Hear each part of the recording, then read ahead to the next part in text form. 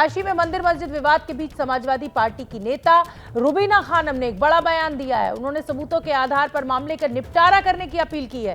उनका कहना है कि अगर मंदिर तोड़कर मस्जिद बनाई गई है तो उसे हिंदुओं को सौंप देना चाहिए। वहीं मुस्लिम धर्मगुरु तौकीर रजा ने ज्ञानवापी के बहाने एक बार फिर भड़काऊ बयान दिया है।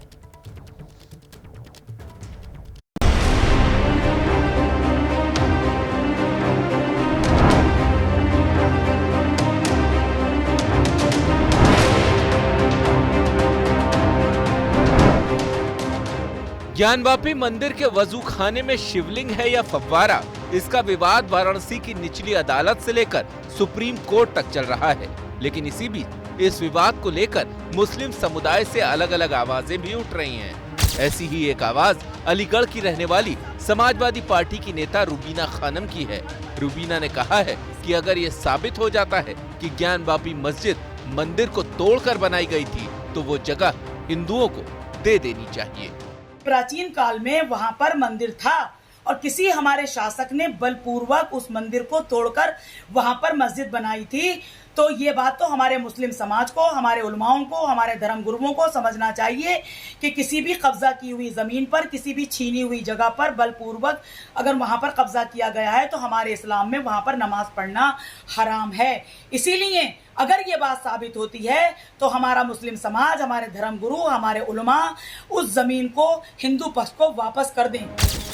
रुबीना खानम जहां अदालत के जरिए मामले के निपटारे की बात कर रही हैं, झगड़ा सुलझाने की वकालत कर रही हैं, वहीं इत्तेहाद मिल्लत काउंसिल के नेता और मुस्लिम धर्मगुरु तौकीर रजा लोगों को भड़काने की बात कर रहे हैं। तौकीर रजा ने उकसावे वाला बयान देते हुए कहा कि उन्हें कानून पर भरोसा नहीं है।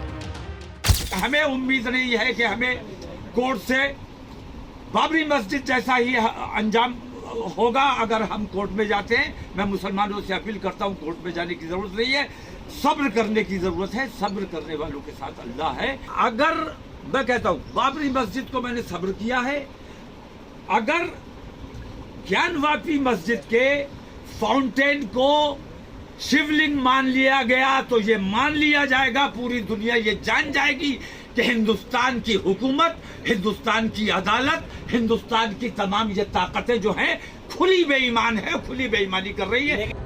इस बीच ज्ञानवापी के मुद्दे पर all India Muslim personal law board भी आंदोलन की तैयारी में जुट गया है।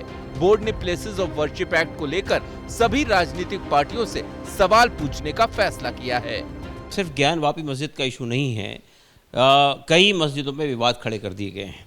टीपू सुल्तान मस्जिद है कर्नाटक में, जामा मस्जिद पे भी बात चल रही है, मथुरा की ईदगाह का इशू है। तो बोर्ड ने महसूस किया कि हमको बहुत इमरजेंसी मीटिंग करनी चाहिए। बहुत एक दिन के नोटिस पर हमने मीटिंग की।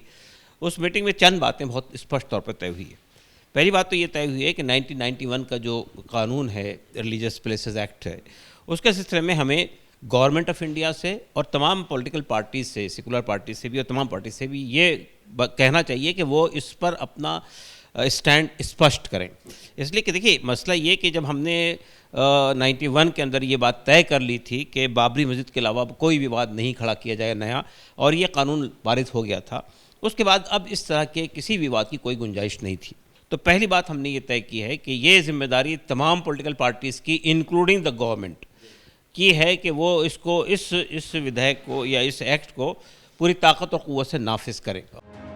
ज्ञानवापी के मुद्दे पर सबसे ज्यादा मुखर रहने वाले AIMIM अध्यक्ष असदुद्दीन ओवैसी ने उम्मीद जताई है कि सुप्रीम कोर्ट की गुरुवार को होने वाली सुनवाई में वाराणसी कोर्ट के आदेश पर रोक लग जाएगी। कोर्ट के ऑर्डर में ये कहा गया कि मुसलमानों को रिलीजियस ऑब्जर्वेंस करने की पूरी इजाज़त है और रिलीजियस ऑब्जर्वेंस में वज़ू भी शामिल है। वज़ू करेंगे, नमाज पढ़ेंगे, और वो जिसको कहा जा रहा है प्रोटेक्शन के लिए 400 साल से उसको हाथ नहीं लगाए। और अगर यही अगर आप करते रहेंगे तो फिर ताजमहल को बंद कर देना पड़ेगा, पूरे फव्वारे बंद हो जाएंगे ताजमहल के। शिवलिंग को संरक्षित करने अरे नहीं, अरे भाई साहब वो तो गलत ऑर्डर है लोअर कोर्ट का। लोअर कोर्ट का ऑर्डर गलत है। हम उम्मीद करते हैं कि सुप्रीम कोर्ट जब कल इसकी सुनवाई करेगा तो कंप्लीट स्टे दे देगा लोअर कोर्ट के ऑर्डर पर, कंप्लीट स्टे दे देगा उस सर्वे के ऊपर, उस सब चीज़ों के ऊपर। ओवैसी की तरह ही देश के दूसरे लोगों की भी नजर अब गुरुवार को होने वाली सुप्रीम कोर्ट की सुनवाई की तरफ है।